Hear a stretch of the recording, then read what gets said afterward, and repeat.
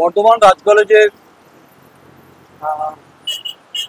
Spot assessment ফিস নিয়ে আমরা সংবাদ করেছি এবং যিনি টিচার ইনচার্জ তিনি আমাদেরকে হাতে ইউনিভার্সিটি কপিটা দিয়েছেন।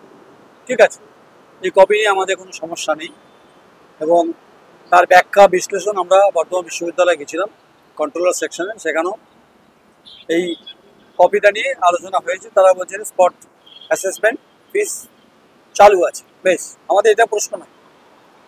প্রশ্ন হচ্ছে বর্ধমান রাজ কলেজ নিয়ে আমার ব্যক্তিগত কোনো আক্রমণ নেই, যা আমি সংবাদের সময় বলছিলাম আর ভবিষ্যতে থাকবে।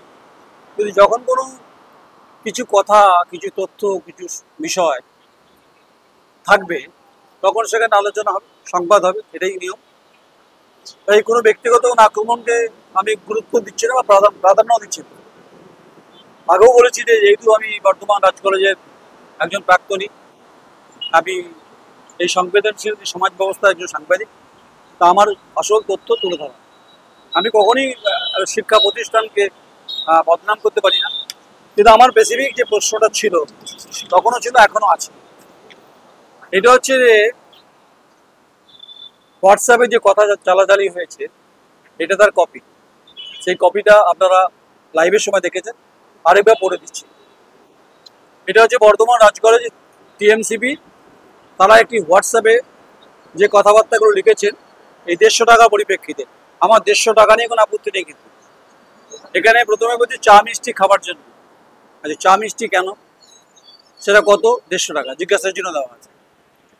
দার্জিলিং টি কথা বলেছে, হ্যাঁ দার্জিলিং টি 150 টাকা, মানে ওর মধ্যে। কেউ লিখছে ভালোই ব্যবসা চলছে, বেশ। অন্যান্য কলেজে খোঁজ নাও, নিচ্ছে না, আমাদের ভালোবেসে বলে নিচ্ছে।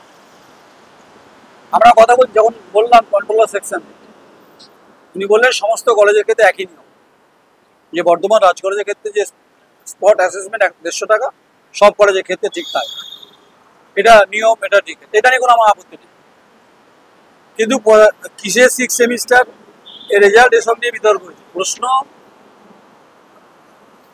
একটি কলেজে, বর্ধমান রাজ কলেজ খুব প্রতিষ্ঠিত কলেজ, পুরনো কলেজ, যার 1881 সালে যার জন্ম, যে কলেজের ইতিহাস রয়েছে, ছাত্র সংগঠন করতেই পারেন। গণতান্ত্রিকভাবে প্রত্যেকটি ছাত্র সংগঠনের ছাত্র সংসদ বা ছাত্র রাজনীতির অবশ্যই বিষয়। কেন? যে ছাত্র রাজনীতি কলেজ উন্নয়ন, মান উন্নয়ন, বিল্ডিং হোক, ক্যাম্পাস হোক এবং নিরাপত্তার প্রশ্নে সমস্তভাবে যিনি কলেজের প্রিন্সিপাল থাকেন, যেহেতু আমার প্রিন্সিপাল নেই, এখন টিচার ইনচার্জ, কিন্তু আগের প্রিন্সিপালকে সাসপেন্ড শোকজ করা হয়েছে, ডক্টর নিরঞ্জন মণ্ডলকে। এটা নিয়ে তিনি তার মতো করে ব্যাখ্যা তিনি দেবেন পরে, কেন হয়েছে, কি জন্য হয়েছে, সেটা তো ঠিক আছে। তাই তৃণমূল ছাত্র পরিষদের নেতৃত্বকে আমার স্পেসিফিক প্রশ্ন, এটা আপনারা স্বীকার করছেন কি করছেন? এই চা মিষ্টি খাবার জন্য যে হোয়াটসঅ্যাপে বলছিলেন যে বিশ্ববিদ্যালয়ের উচ্চ বিভাগীয় কর্তারা বলছিলেন যে যেহেতু কলেজের নাম রাজ কলেজ, এখানে কোনো হোয়াটসঅ্যাপ গ্রুপ চালু করা যায় না, আর এখানে কলেজের সুনাম বৃদ্ধির ক্ষেত্রে একটা সমস্যা থাকে।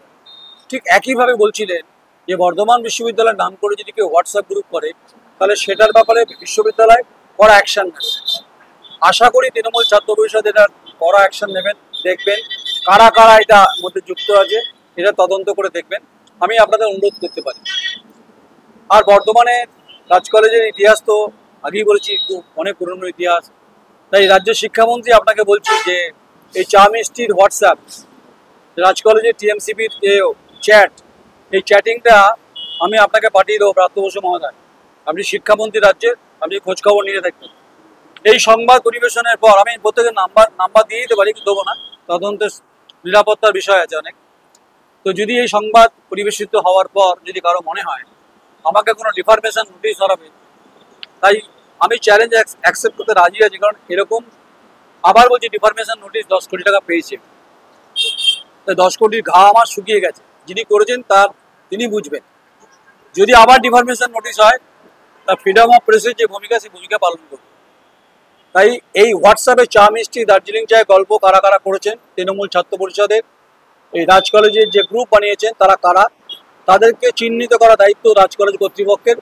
যিনি টিচার ইনচার্জ, জিবি প্রেসিডেন্ট যারা আছেন, তারা তাহকিকাত করবেন, আমি করব না, আর করবেন বর্ধমান বিশ্ববিদ্যালয়।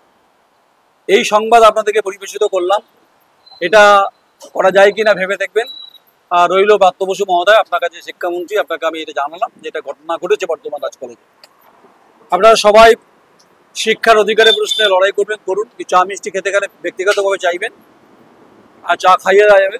অনেকে চা খাওয়ানোর মতো অবস্থা আছে, আমাকে বলেছি বলেন চা খাওয়াতে, আমি ভালো চা খাইয়ে দেবো।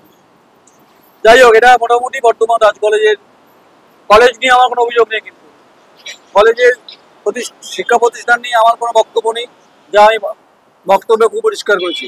আমার স্পেসিফিক প্রশ্ন, বর্ধমান রাজ কলেজ টিএমসিবির ইউনিট যারা আছে তারা কি এটা করেছেন? জবাব তারা দেবে। নমস্কার, আমি নয়ন রায়।